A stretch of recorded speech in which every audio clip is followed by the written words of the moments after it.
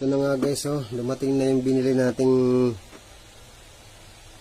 power station na pwede gamitan ng AC 220 volts pati DC 12 volts.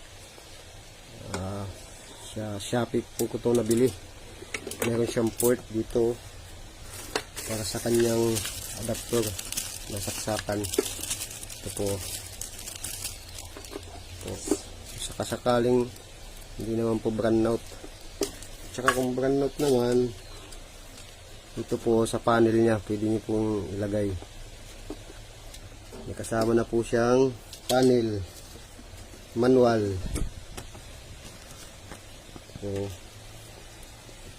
Ito gumawa tayo ng female connector para sa ating 12 volts na ilaw. Sakasakaling magtitipid kayo, pwede niyo pindutin yung switch ng 12 volts, saksak nyo dito sa 12 volts DC. Yan po, pakalaki oh. Kung sakasakaling palagi nagbabrownout dyan sa inyo, mas maigi po to, makakatipid kayo in case of emergency, kalamidad, may ilaw kayo. May kasama na po siyang panel at charger. Kung sakaling yung panel pwede nyo gamitin kung sakaling mainit, magandang panahon, sakaling makulimlim naman, pwede naman tong charger nya sakaling may kuryente kayo. May dalawang switch po siya sa 12 volts, pwede mong patayin. Ito naman po dito kung magsasaksak ka ng electric fan, kaya po niya yung electric fan.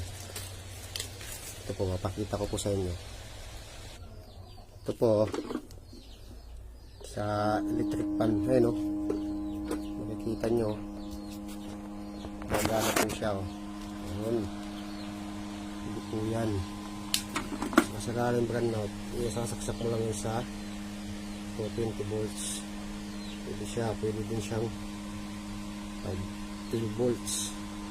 Ito po o, ang tipid o. Bumili na po kayo nito sa Shopee. Maganda po ito.